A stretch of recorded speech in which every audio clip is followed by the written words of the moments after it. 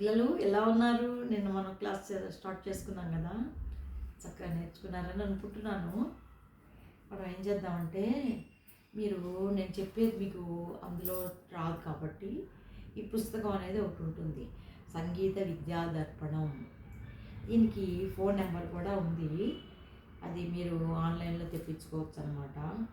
9490244006 వస్తుంది. ఇంకో నెంబర్ ఉంది, 9848409919.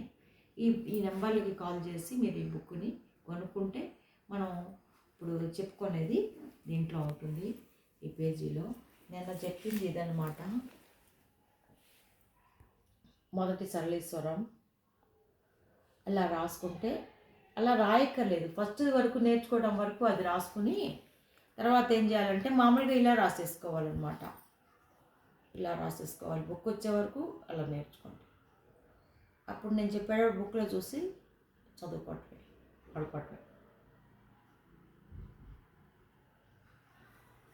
ఇప్పుడు నిన్న మనం మొదటి సరళీస్వరాన్ని నేర్చుకున్నాం. సరళీస్వరాలు ఫస్ట్ నేర్చుకుంటారు ఎవరు? పురంధర్ దాస్ గారు. ఇది 15వ మేళకర్త. మొత్తం 72 మేళకర్తలు, పెద్ద రాగాలు అనమాట. వాటి నుంచి జన్య రాగాలు, ఉపాంగ రాగాలు, భాషాంగ రాగాలు వచ్చినాయి. ఇవన్నీ ఇప్పుడే తెలియదు మీకు. ఆ సరళీస్వరాల్లో మొదటిది మనం నేర్చుకున్నాం, 15వ మేళకర్త. దాంట్లో ఏం చేసాము? ఫస్ట్ రాగం, ఫస్ట్ సా రి గా మా పా ద ని. సా లెక్కలేదు, ఏడేను. కానీ పాడేటప్పుడు ఆ పైసా కూడా పాడాల్సి వస్తుందన్నమాట. అంటే 8 వస్తాయి అన్నమాట. లెక్కకైతే 8 కాదు, 7 స్వరాలు, సప్తస్వరాలు.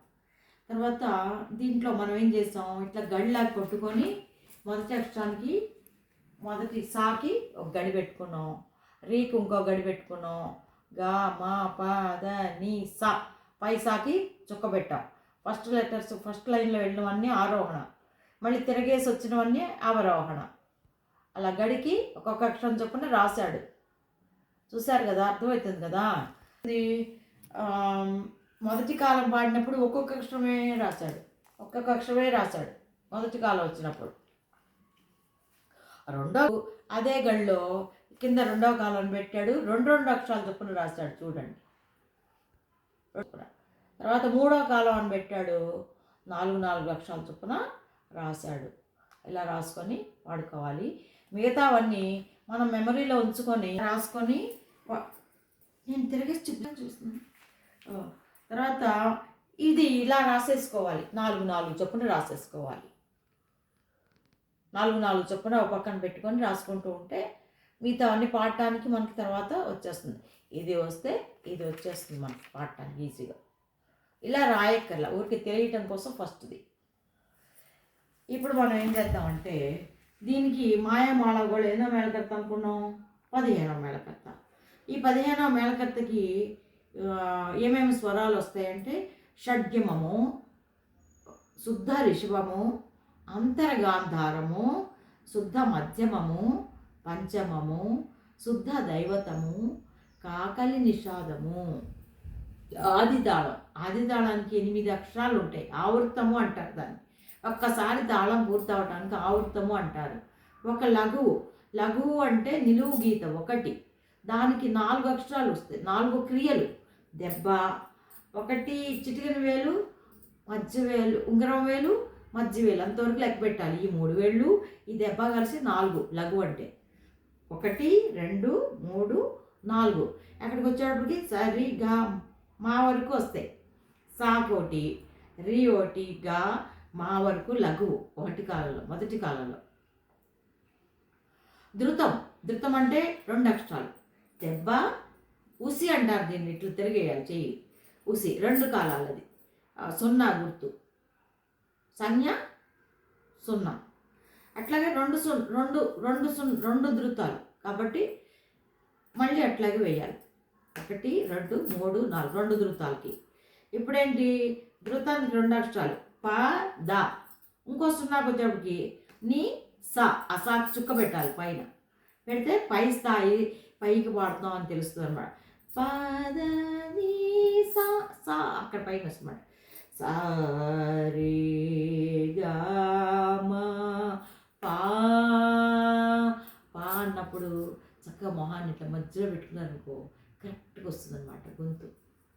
పా దా దానికంటే కొంచెం పైన నీ కాకలి సా ఆ సా అక్కడ పాడం కాబట్టి పైన చుక్క పెట్టాలి తెలియాలని. ఈ సాకి ఆ సాకి గుర్తు తెలియాలి కాబట్టి మనం పైన చుక్క పెట్టుకున్నాం. మళ్ళీ తిరగేసి వస్తున్నాం. సా నీ దా ప లఘు వరకు వచ్చాం. సా నీ దా ప. మళ్ళీ ఇంకో ధృతం మా గా ఒక ధృతం రే సా ఇది ఒకటో కాలం.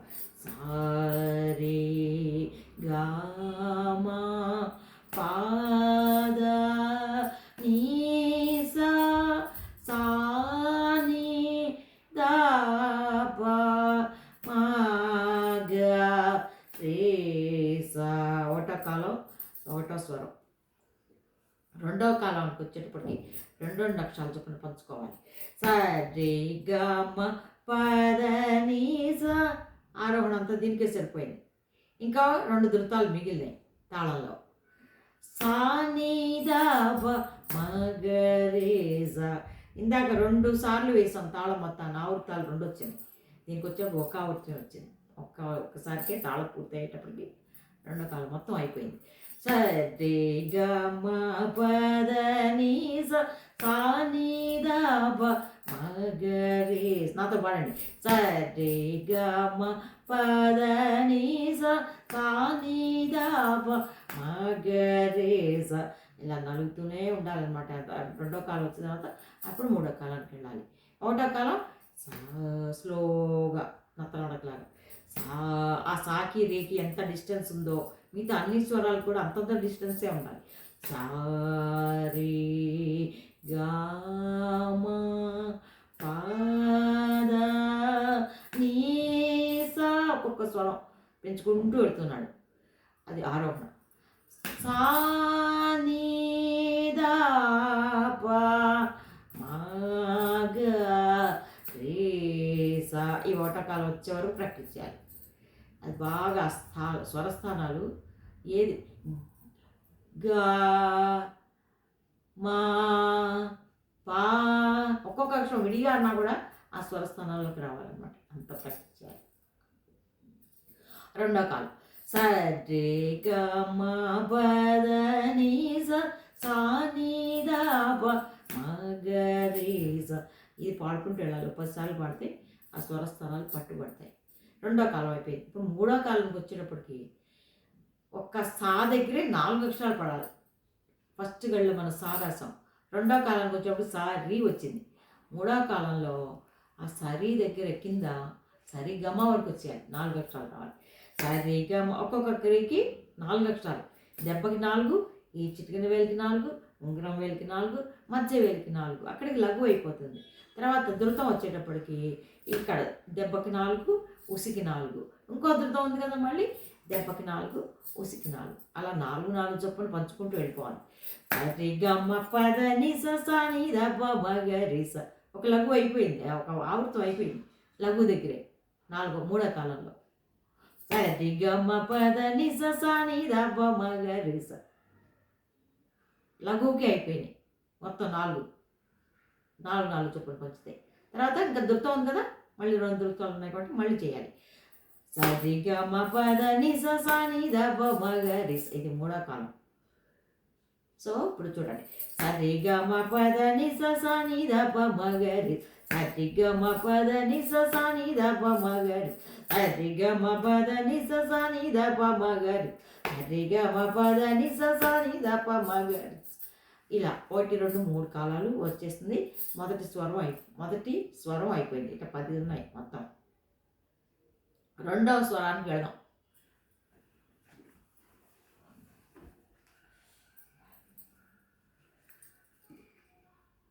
రెండో స్వరం ఇట్ట గళ్ళు తీసుకొని రాయక్కర్లే మొదటిదానికి. ఇది ఈ లిస్ట్ పెట్టుకొని రెండోది వరకు రాసుకోమని చెప్పు. ఈ రెండోది నెంబర్ ఉన్న చోట రాసుకోండి.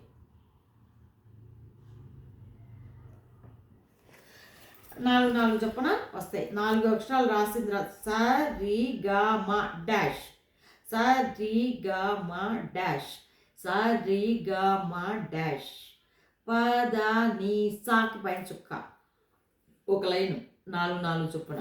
మళ్ళీ కింద అవరోహణ సా నీ దా ప పైన చుక్కది, మళ్ళీ సా నీ దా ప సాకి పైన చుక్క, సా నీ దా ప పైన చుక్క సాకి మగరి సా. అది ఇప్పుడు మనం ఏం చేయాలి, ఇది కూడా ఒక్కొక్క స్వరం ఒక్కొక్క కాలం పాడాల్సిందే.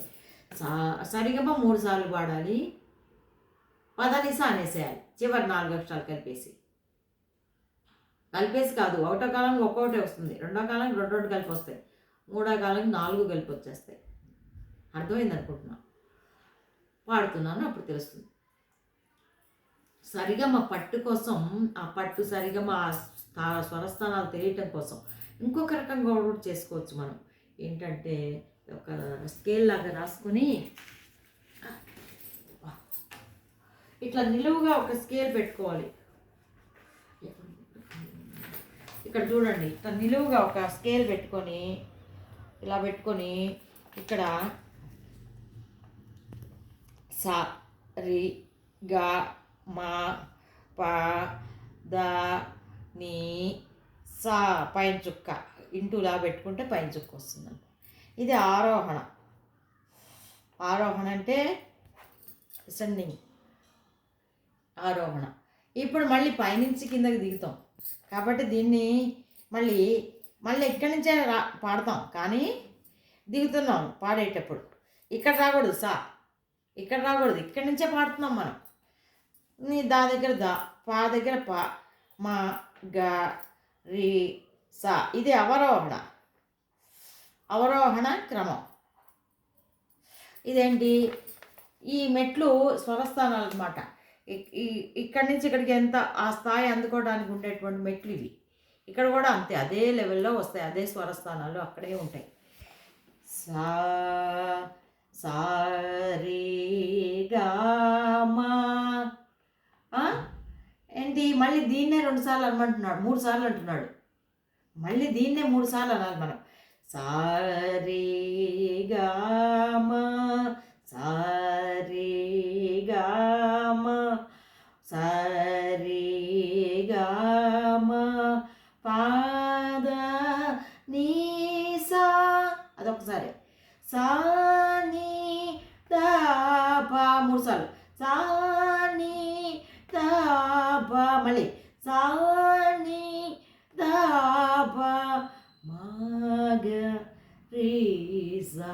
ఇది మెమరీలో ఉండాలి. మనం ఒకసారి అంటున్నాం అనేది గుర్తుపెట్టుకోలేకుండా చక్కగా పర్ఫెక్ట్గా క్రమబద్ధంగా ఇక్కడ మెమరీ పవర్ కూడా పెరుగుతుంది చక్కగా ఆ గుర్తు వల్ల అనేది పాడాలి.